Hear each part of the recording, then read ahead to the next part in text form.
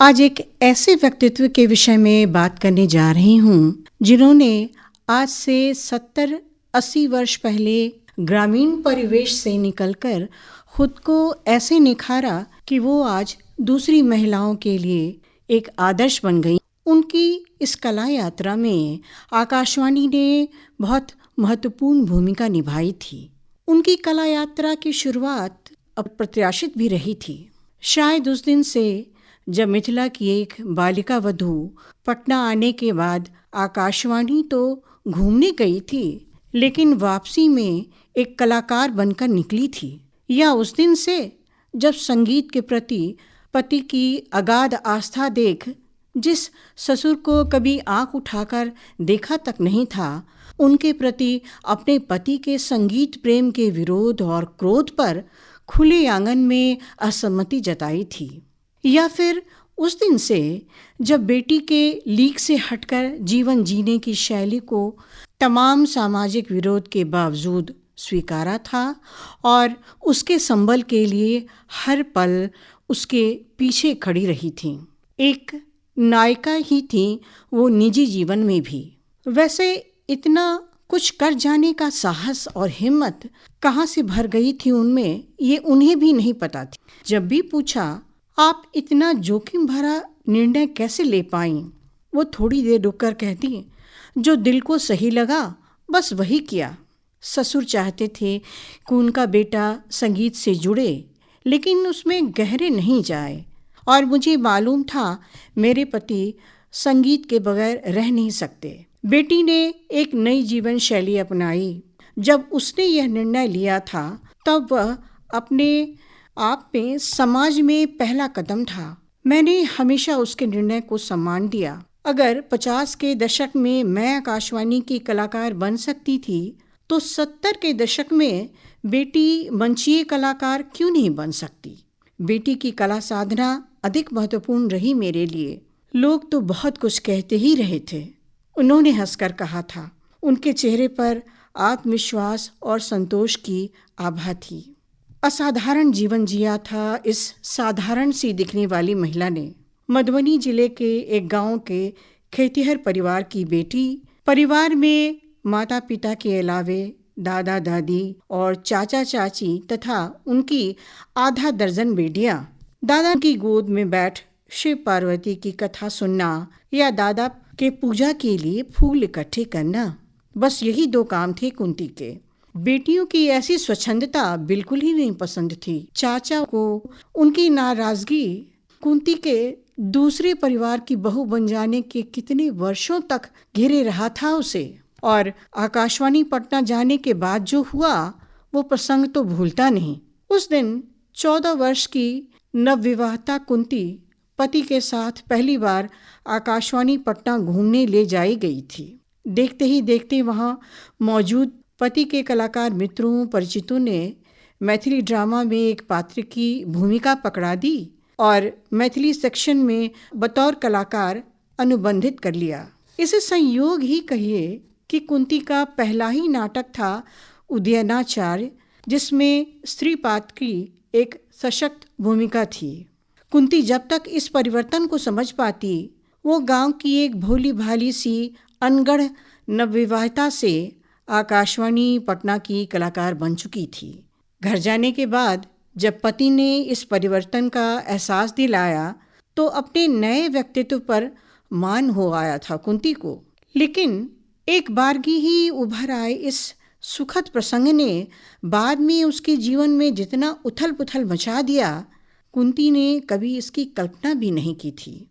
दरअसल पति ने सूचनार्थ कुंती अभिनीत नाटक के प्रसारण की तिथि और समय एक पोस्ट कार्ड पर लिखकर कुंती के गांव में रह रहे अपने एक मित्र को भेज दिया था।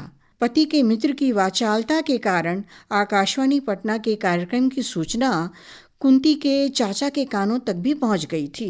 कठोर अनुशासन प्रिय चाचा पटना पहुंच गए थे। चाचा ने कहा, तुम्हें कुछ पता है? तुम्हारी वजह से हमारी कितनी बदनामी हो रही है। कुंती का चेहरा घबराहट से और सूख गया था। उसने सोचा, मैंने क्या गलती कर दी। वे आगे कहते जा रहे थे, सुना है रेडियो में तुम्हारी आवाज आती है। क्या भले घरों की बेटियों की कोई आवाज सुनता है? तुमने हमें अपमानित किया है। ये 1950 का दशक था और आकाशवाणी पटना के मैथिली नाटक विभाग में महिला पात्र की भूमिका के लिए कलाकारों की कमी थी। कुंती आई तो आकाशवाणी पटना के मैथिली ड्रामा सेक्शन को मिथिला भाषा क्षेत्र की पहली महिला कलाकार मिली। ये उपलब्धि तो बड़ी थी, लेकिन इसकी उतनी ही बड़ी एवज चुकानी पड़ी थी कुंती को। उसका अपना मायका वर्षों रूठा रहा था कुंती से। कितना बदल गए थे सभी अपने जब कुंती की बेटी ने कथक कला को अपना करियर बनाया था।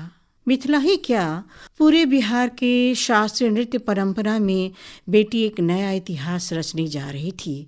उसके साहस और आत्मविश्वास से कुंती गौरवान्वित थी, लेकिन इस योगदान के बदले उन्हें प्रतिरोध के तीखे स्वर मिले थे। कुंती की बेटी ने मंच प्रदर्शन की शुरुआत 70 के दशक में पंडित विष्णु दिगंबर पलुस्कर के 100वें वर्ष पर बिहार संगीत परिषद द्वारा आयोजित 3 दिवसीय संगीत नृत्य समारोह में सोनल मानसिंह, यामिनी कृष्णमूर्ति और संयुक्ता पाणिग्रही सरीखे कलाकारों के साथ की थी। बहुत जल्द वह समय भी आया जब सुरसिंगार संसद द्वारा मुंबई में हो रहे स्वामी हरिदास संगीत सम्मेलन में बेटी के कार्यक्रम के दौरान दर्शकों के बीच बैठी थीं कथक साम्राज्ञी सितारा देवी, पंडित दुर्गालाल जी और सिने कलाकार पी जयराज। उसके हर बोल पर उनकी तारीफ कुंती को भाव विभोर किए जा रही थी। लेकिन अपने शहर, अपने समाज की प्रतिक्रियाएं किस रूप में उभरेंगी, कुंती सोच नहीं पाई थी अभी। मधुबनी में बेटी का एक कार्यक्रम हुआ। कुंती के चाचा ने इसकी चर्चा सुनी और एक बार फिर बिना किसी सूचना के पटना कुंती के घर पहुंच गए थे। अब क्या हुआ, कुंती ने सोचा। बेटी की शादी करानी है या नहीं? वो बोले, मंच पर प्रोग्राम करने की क्या जरूरत थी? पूरा समाज इसकी चर्चा कर रहा है। कुंती उन्हें क्या जवाब देती? उन्हें क्या खबर थी कि छुटपन में बेटी के पैर कमजोर थे। चिंतित कुंती कई डॉक्टरों से सलाह ले रही थी। एक डॉक्टर ने सलाह दी, इसे किसी डांसिंग स्कूल में डाल दीजिए, वहाँ डांस प्रैक्टिस करेगी तो इसके पैर मजबूत होंगे।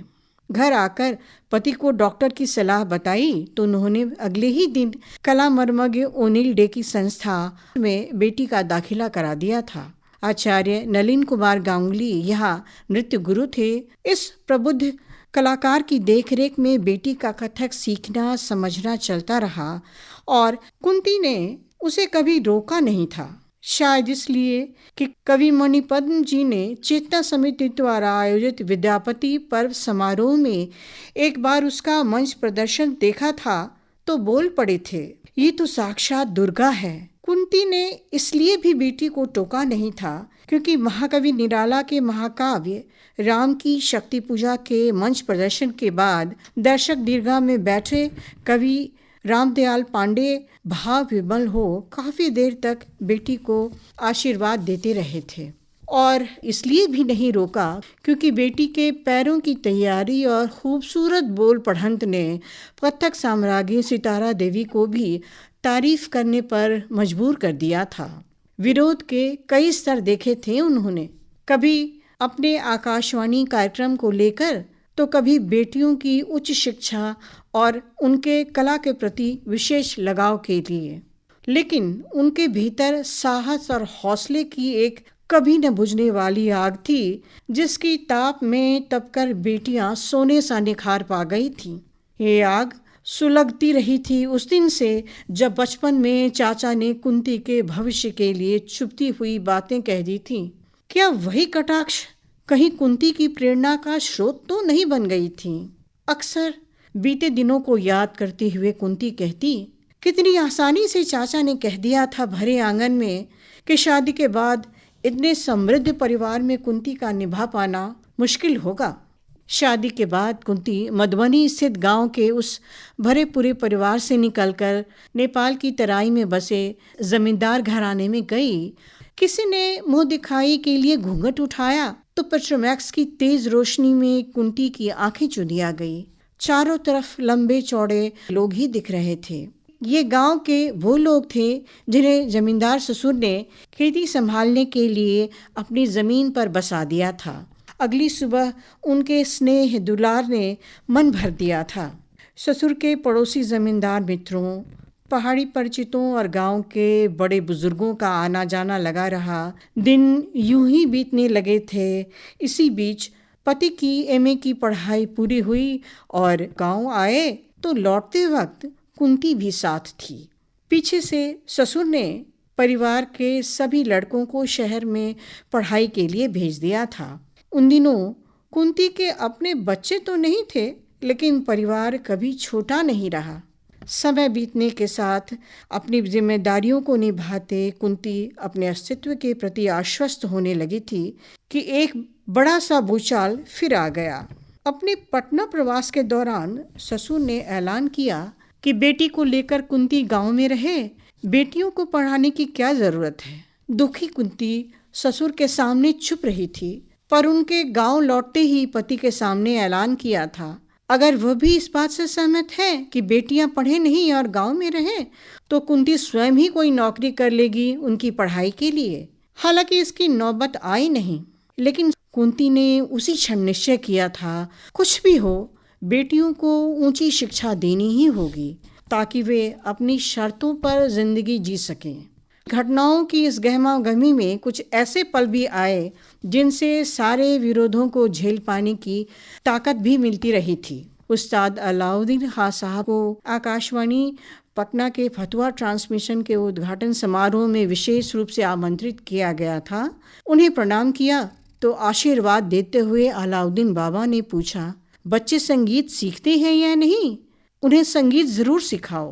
कुंती के मन में यह बात घर कर गई थी और जब पति को महन में उस्ताद अलाउद्दीन संगीत समारोह में उद्घोषणा के लिए विशेष तौर से बुलावा आया और बिहार से मध्य प्रदेश की लंबी उबाऊ यात्रा पर अकेले जाने में वे हिचकिचाने लगे तो कुंती ने कहा था, मैं भी साथ चलती हूँ, आप जाने की तैयारी करें।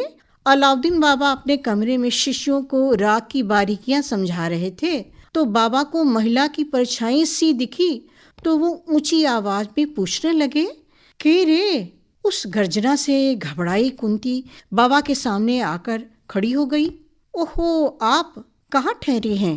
यहीं मदीना भवन में, कुंती ने कहा। ठीक है, वे बोले। कुंती ने कहा, बाबा आपके लिए कुछ फल लेकर आई हूँ।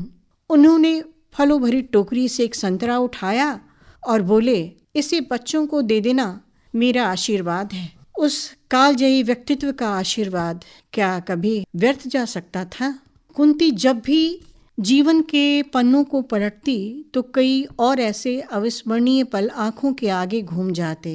वो अक्सर उस पल को याद करती जब आगरा में रोटरी क्लब के एक समारोह में बेटी के अचंभित कर देने वाले कार्यक्रम के बाद ग्रीन रूम में प्रशंसकों की भीड़ लग गई थी। एक महिला ने पास आकर पूछा, आप इनकी माँ है ना? कौन सा डाइट देती हैं जो इतनी एनर्जी है उनमें? कुंती को याद आया वे दिन जब पटना के बांकीपुर क्लब में विजयदशमी के दिन आयोजित एक संगीत समारोह में विश्व प्रसिद्ध कथक कलाकार रोशन कुमारी अपने माता पिता ज़ोहराबाई अंबाले वाली और उस्ताद फ़कीर मोहम्मद के साथ आई थीं।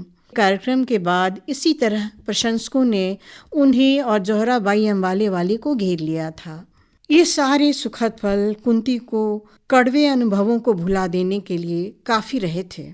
शायद इन्हीं शहद सरीखे मीठे पलों में चाचा की कही कड़वी बातें और संघ समाज के तीखे प्रतिरोध की कड़वाहट पिघल गई थी। शेष रह गई थी बस स्नेह और आशीर्वाद भरी काया, ना कोई शिकवा ना शिकायत। जब अंतिम सांस ली उस क्षण भी चेहरे पर मुस्कान ही थी। उनकी वो मुस्कान, उनका साहस और आत्मविश्वास आज हम सबों के लिए एक प्रेरणा स्रोत बन गई है।